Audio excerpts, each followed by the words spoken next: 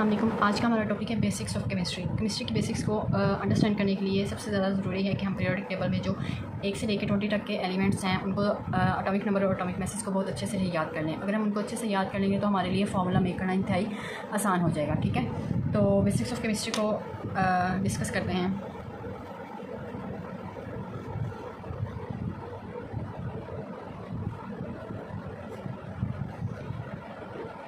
Lecture number 1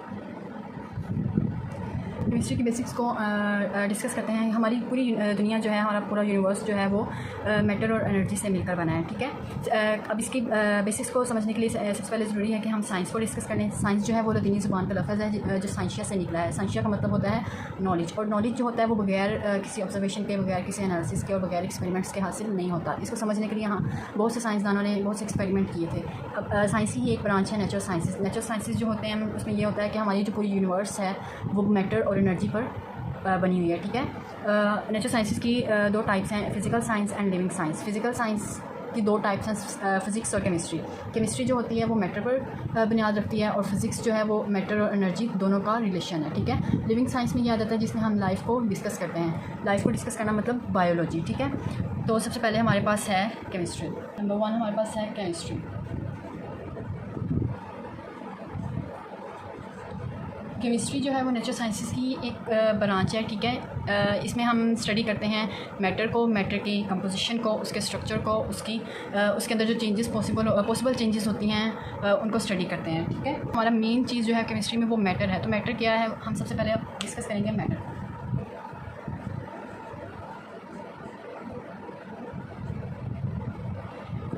matter जो है any substance that occupy space and mess. कोई भी सब्सटेंस जो जगह घेरता है और कोई मैस रखता है उसे हम कहते हैं मैटर।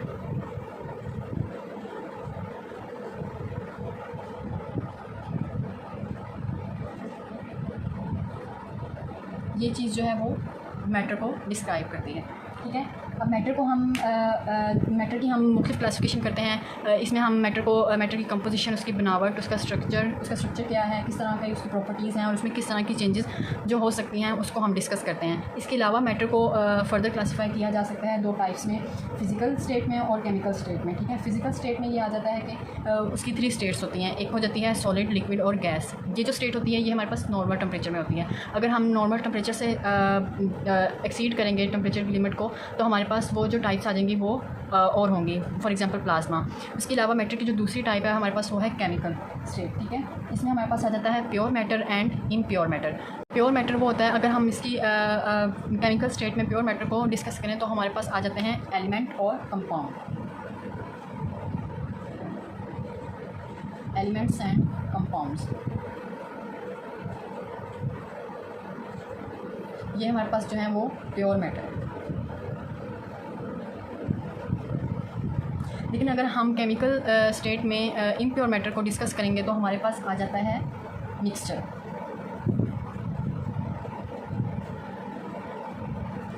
एलिमेंट और कंपाउंड जो हैं वो प्योर स्टेट ऑफ मैटर हैं और मिक्सचर जो है वो इम्प्योर स्टेट ऑफ मैटर है।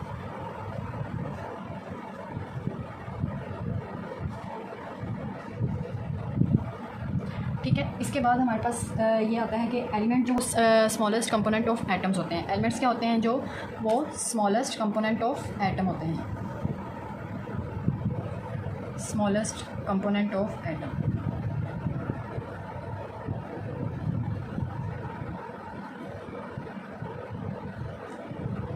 और कंपाउंड जो होते हैं वो हमारे पास स्मॉलेस्ट कंपोनेंट ऑफ मॉलिक्यूल। ठीक है, ये दोनों चीज़ें मैंने यहाँ पे बता दी हैं कि एलिमेंट जो होते हैं वो स्मॉलेस्ट कंपोनेंट ऑफ एटम होते हैं, कंपाउंड जो होते हैं वो स्मॉलेस्ट कंपोनेंट ऑफ मॉलिक्यूल्स होते हैं। इसके बाद हमारे पास इम्प्योर स्टेट आ जाती है। इम्प्योर स्टेट जो हमारे पास होती है वो मिक्सचर होती है। इसके बाद हमारे पास आता है एटम। अब हम डिस्कस करेंगे एटम का। एटम जो है हमारे पास इनविजिबल पार्टिकल है। ठीक है, जो हमें आम आँख से नज़र नहीं आता और न्यूट्रल होता है, इनविजिबल एंड न्यूट्रल पार्टिकल,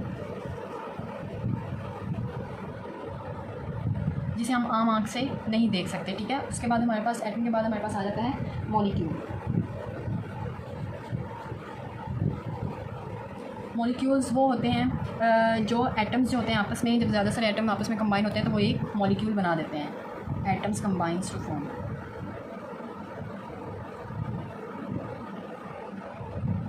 जब एटम्स, बहुत सारे एटम्स आपस में कंबाइन होते हैं तो वो मिलकर मॉलिक्यूल बना देते हैं। For example water. अब ये हमारे पास एक मॉलिक्यूल है, ठीक है। इसमें हाइड्रोजन के 2 एटम और ऑक्सीजन का 1 एटम आपस में मिला है और इन्होंने क्या बना दिया है, मॉलिक्यूल, वाटर का एक मॉलिक्यूल बना दिया है, ठीक है। ये हाइड्रोजन का 1 एटम, ऑक्सीजन, और ये वाला हाइड्रोजन का 1 एटम, ठीक है।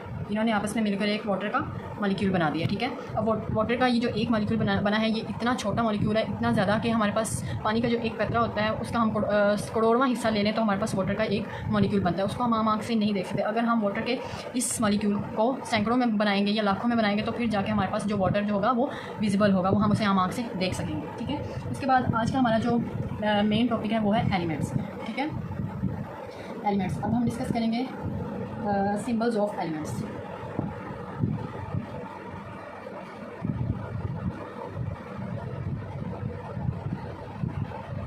ठीक है। एलिमेंट्स, हमारे पीरियोडिक टेबल में बहुत से एलिमेंट्स हैं। कुछ सिंगल लेटर नेम है, कुछ डबल लेटर नेम है, ठीक है। और कुछ ऐसे हैं जो लैटिन ज़ुबान में दिए गए, लतीनी ज़ुबान में दिए गए हैं, ठीक है, जिनकी प्रोनाउंसिएशन भी चेंज है। फॉर एग्जांपल, अगर हमारे पास hydrogen, oxygen, nitrogen, fluorine, carbon आ जाए तो ये हमारे पास जो है सिंगल लेटर एलिमेंट है। अगर हमारे पास आ जाए कैल्शियम, कोबाल्ट, निकल, हीलियम, नियॉन, निकल, हीलियम, ये जो है हमारे पास हैं डबल लेटर एलिमेंट्स, ठीक है। ये हमारे पास डबल लेटर एलिमेंट्स हैं। और अगर हमारे पास आ जाएं इस तरह के एलिमेंट्स, सोडियम, अब Na से तो नेट्रियम बन रहा है, ठीक है। नेट्रियम जो है वो एक लतीनी ज़ुबान का लफ्ज़ है, इसको हम सोडियम पढ़ते हैं, ठीक है। इसके बाद है हमारे पास ऑरम। ऑरम जो है गोल्ड का है, ठीक है। ये जो है हमारे पास लैटिन नेम एलिमेंट्स। इसके बाद हमारे पास आ जाता है हमारे पास आ जाते हैं पीरियोडिक टेबल के 1 to 20 एलिमेंट्स। जैसे कि मैंने आपको स्टार्ट में बता दिया था कि केमिस्ट्री के बेसिक्स को अंडरस्टैंड करने के लिए हमें पीरियोडिक टेबल के 1 से लेकर 20 तक के एलिमेंट्स को अंडरस्टैंड करना इंतहाई ज़रूरी है। अगर हम उनके 1 to 20 एलिमेंट्स को भी याद कर लेंगे और उनके एटॉमिक नंबर को और उनके एटॉमिक मैसेज को अच्छे से याद कर लेंगे तो हमारे लिए किसी भी तरह के केमिकल फार्मूले को याद करना बहुत ज़्यादा आसान हो जाएगा, किसी भी केमिकल इक्वेशन को बैलेंस करना बहुत ज़्यादा आसान हो जाएगा, ठीक है। तो अब हमारे पास क्या है नेक्स्ट में पीरियोडिक टेबल।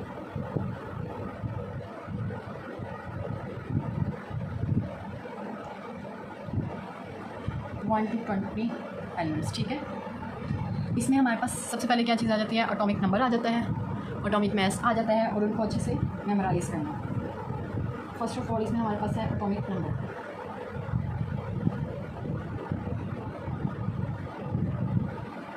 एटॉमिक नंबर को हम जी से शो करते हैं, ठीक है। अब एलिमेंट्स के जो प्रोटॉन नंबर होते हैं, proton number of that are present in a nucleus of an atom, किसी भी एटम के न्यूक्लियस में जो प्रोटॉन्स की तादाद होती है उसे हम एटॉमिक नंबर कहते हैं, ठीक है।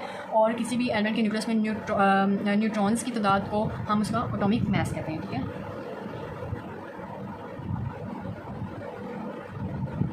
और इसको हम शो करते हैं ए से। अब हमारे पास फॉर एग्जांपल क्लोरीन है, क्लोरीन 1735, 17 जो है ये है हमारे पास इसका 17 जो है हमारे पास इसका एटॉमिक नंबर है और 35 हमारे पास इसका एटॉमिक मास है,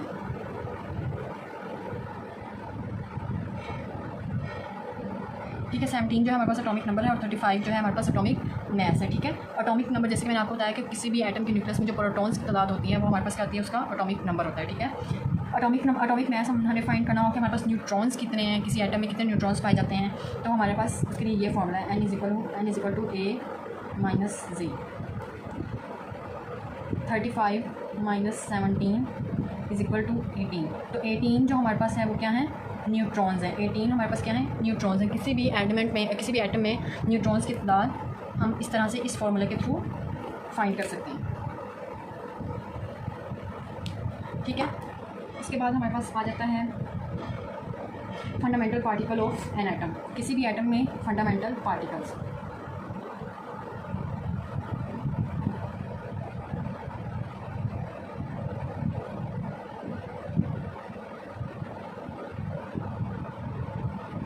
किसी भी एटम में पाए जाने फंडामेंटल पार्टिकल्स कौन कौन से होते हैं, प्रोटॉन, न्यूट्रॉन एंड इलेक्ट्रॉन। ये जो होते हैं बहुत ही अहम पार्टिकल्स हैं जो किसी एटम में पाए जाते हैं, ठीक है।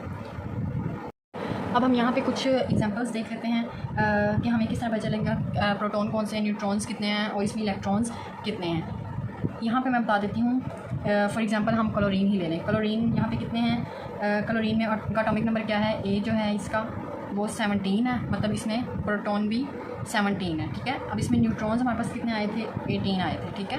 18 इसमें न्यूट्रॉन्स है, 17 इसमें प्रोटॉन है, ठीक है। अब प्रोटॉन जो होता है वही हमारे पास प्रोटॉन्स जो की तादाद जितनी होती है उतनी हमारे पास इलेक्ट्रॉन्स होते हैं, ठीक है। Proton is equal two electrons, तो 17 ही हमारे पास इलेक्ट्रॉन्स हैं। अनदर एग्जाम्पल बोरोन की, बोरोन की 5 and 11, ठीक है। इसमें हमारे पास एटॉमिक नंबर क्या है, 5 है, ठीक है। और इसमें 11 जो है वो हमारे पास एटॉमिक नंबर 5 है और 11 जो है हमारे पास मैस नंबर है, ठीक है, एटॉमिक मैस है 11। अब हमने फार्मूला लगाया A - D 11 - 5 = 6, तो 6 हमारे पास क्या आ गए, न्यूट्रॉन्स आ गए, ठीक है। 6 हमारे पास आ गए न्यूट्रॉन्स। अब हमने इस न्यूट्रॉन्स में से जी हमारे पास 5 है, एटॉमिक नंबर हमारे पास 5 है, तो हमारे पास प्रोटॉन भी 5 होंगे और इलेक्ट्रॉन्स भी 5 होंगे। अब हमारे पास आ जाता है हम एक और एग्जांपल देख लेते हैं सोडियम की। सोडियम में एटॉमिक नंबर हमारे पास 11 होता है और एटॉमिक मास हमारे पास 23 होता है, ठीक है। इसका हम देख लेते हैं कि जी हमारे पास एटॉमिक नंबर हमारे पास 11 है और एटॉमिक मास इसका हमारे पास जो है वो 23 है। 23 में से 11 अगर हम माइनस कर देंगे तो हमारे पास जो आ जाएगा वो 12 इसका न्यूट्रॉन, 12 इसमें हमारे पास न्यूट्रॉन्स आ गए, प्रोटॉन 11 आ गए और इलेक्ट्रॉन्स भी इसमें 11 आ गए। अब हमारे पास आ जाता है एटॉमिक स्ट्रक्चर, कि हम एटॉमिक स्ट्रक्चर किस तरह बना सकते हैं। Atomic structure